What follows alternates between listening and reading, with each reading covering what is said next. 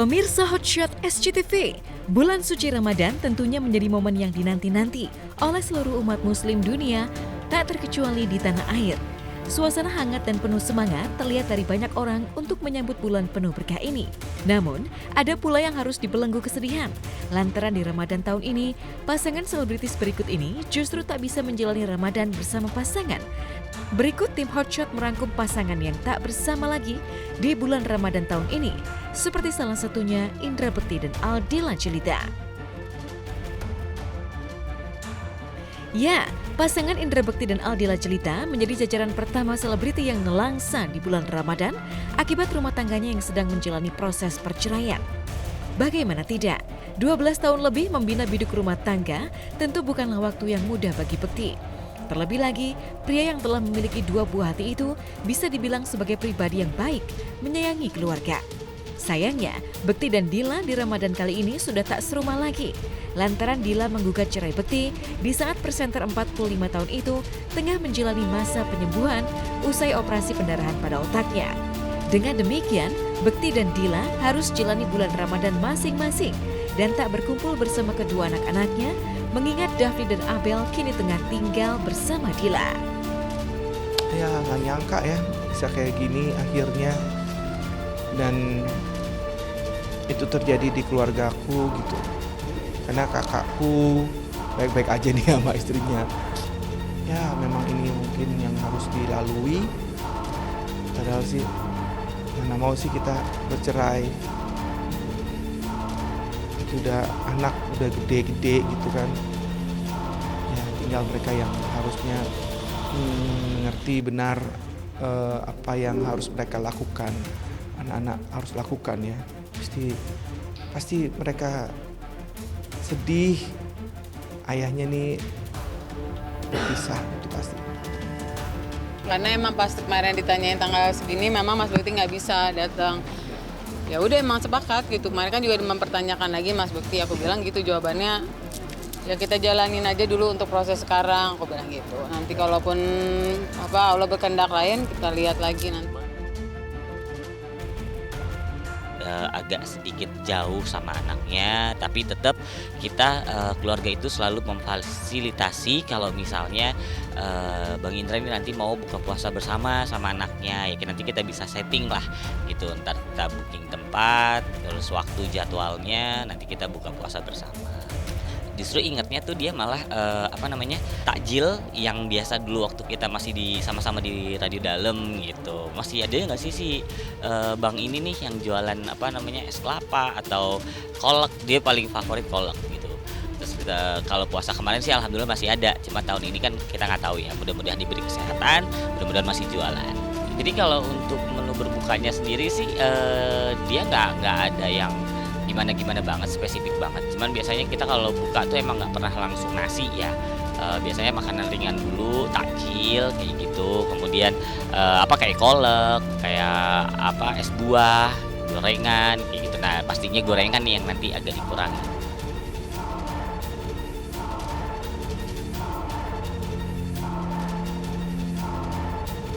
Selain tak bisa berkumpul lagi satu rumah dengan anak dan istri untuk menjalani segala amalan di bulan Ramadan, kehidupan Bekti pun berubah 180 derajat.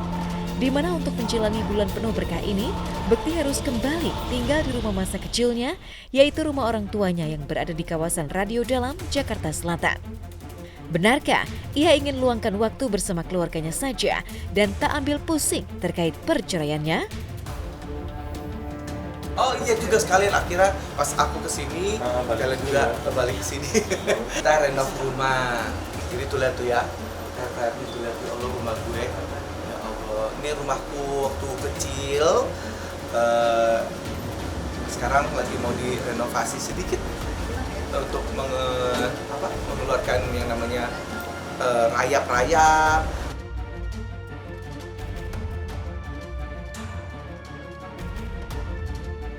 Selain Indra Bekti dan Aldila Jelita, pasangan Amar Zoni dan Irish Bella juga tak bersama di bulan Ramadan kali ini lantaran Amar sendiri sedang menjalani rehabilitasi di Lido Bogor atas kasus narkotika baru-baru ini.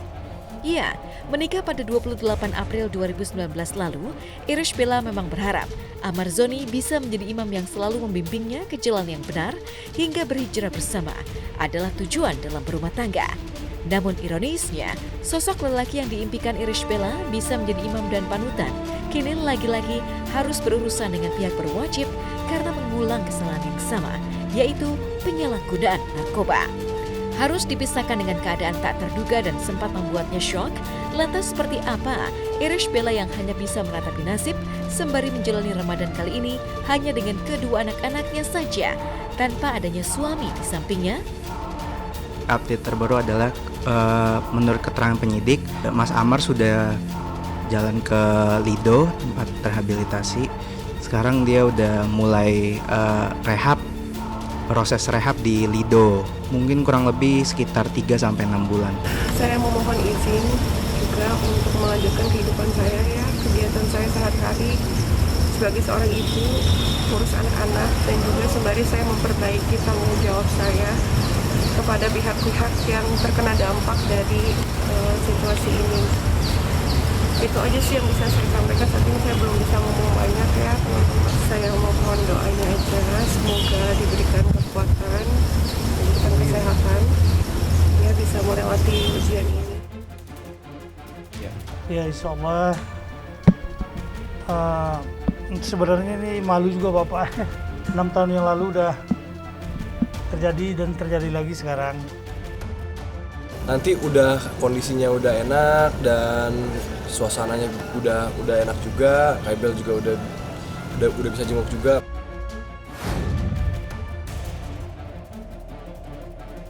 Selain beberapa selebriti di atas tadi, nelangsanya di bulan Ramadan kali ini juga dirasakan oleh pasangan Vena Melinda dan Ferry Irawan. Ya, di tengah pasangan lain menjalani amalan bulan Ramadan seperti sahur hingga berbuka puasa bersama, Vena dan Ferry justru harus terpisah jarak, mengingat keduanya kini tengah berkonflik hingga Ferry pun harus mendekam di penjara. Hal ini beralasan mengingat Vena sempat melaporkan Ferry ke Polda Jawa Timur atas kasus KDRT. Iya, jadi alhamdulillah kalau yang namanya anak-anak yatim kandang aja itu kan tahun dari awal aku masih belum ada hanian, kemudian sekarang di rumah paso lagi, karena rumah ini kan sebenarnya rumah kenangan juga ya. Jadi dia nggak ada salahnya mengundang mereka dan mudah-mudahan ke depannya aku lebih kuat, lebih sabar, lebih percaya diri lagi untuk menghadapi apapun. Jadi doa anak yatim aku yakini insya Allah dijabah sama Allah. Karena kan kita lihat mereka berdoanya luar biasa. Tadi kita baca Yasin, begitu semangat dan mereka ini hafal. Ya saya manusia biasa. Kadang kalau saya nggak kuat ya saya harus ngomong sama psikolog ya, sesi curhat ya. Sesi curhat tuh sampai nangis. Betul. Sampai kayak, tapi habis itu lega. Bahkan selain kasus KDRT, rumah tangga keduanya pun di ujung perceraian. Mengingat Ferry telah resmi menggugat cerai ibunda Ferel itu. Selain sidang perceraian yang sudah digelar pada 9 Maret 2023 lalu, kasus KDRT pun menuai babak baru, di mana berkas perkaranya dinyatakan lengkap atau P21 oleh Kejaksaan Tinggi Jawa Timur. Hingga Ferry pun akan siap menghadapi Vena dalam persidangan kasus KDRT. Mengirim tersangka saudara Raden Ferry Irawan Kusuma dan barang bukti ke Jaksa Penuntut Umum apabila berkas perkara telah dinyatakan lengkap atau P21. Akhirnya kan maju, bukan mundur. Kan di sini jelas tuh kata-katanya. Jadi saya nunggu surat ini. Jadi saya mohon maaf bagi teman-teman yang selalu standby di depan rumah saya. Saya bukan nggak mau menghargai profesi wartawan, karena saya nggak mau asal bunyi. Saya nggak mau tanpa bukti. Nah sekarang insya Allah tinggal nunggu P21. Berkas perkara atas nama tersangka saudara Raden Ferry Irawan Kusuma telah dikirim kembali ke Kejaksaan Tinggi Jawa Timur. Artinya apa? Prosesnya lanjut nggak? Lanjut kan? Jadi bukan Vena melakukan pembohongan publik. Itu kan penggiringan opini yang tidak bertanggung jawab. Kalau dikatakan P21 juga merupakan proses hukum. Malah kami sangat senang. Kenapa kami sangat senang menghadapi proses P21 ini? Karena kami akan membuka seluruh fakta di persidangan. Sehingga dugaan tindak pidana yang sedang dihadapi oleh Pak Ferry ini dapat diuji. dan Pak Ferry mendapatkan kepastian hukum. Makanya ketika kami mendengarkan berita ada P21, kami menyambut dengan baik bahwa saksi pelapor harus hadir. Sekali lagi saya mau sampaikan bahwa saksi pelapor harus hadir. Jadi dalam pemeriksaan saksi, dalam aturan yang pertama kali harus dihadirkan adalah saksi pelapor.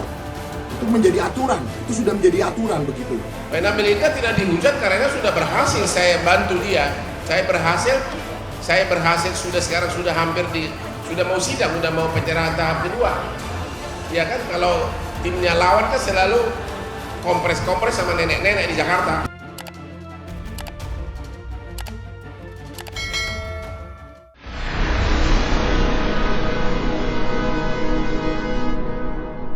Jadi jangan lupa untuk subscribe Cumi Cumi.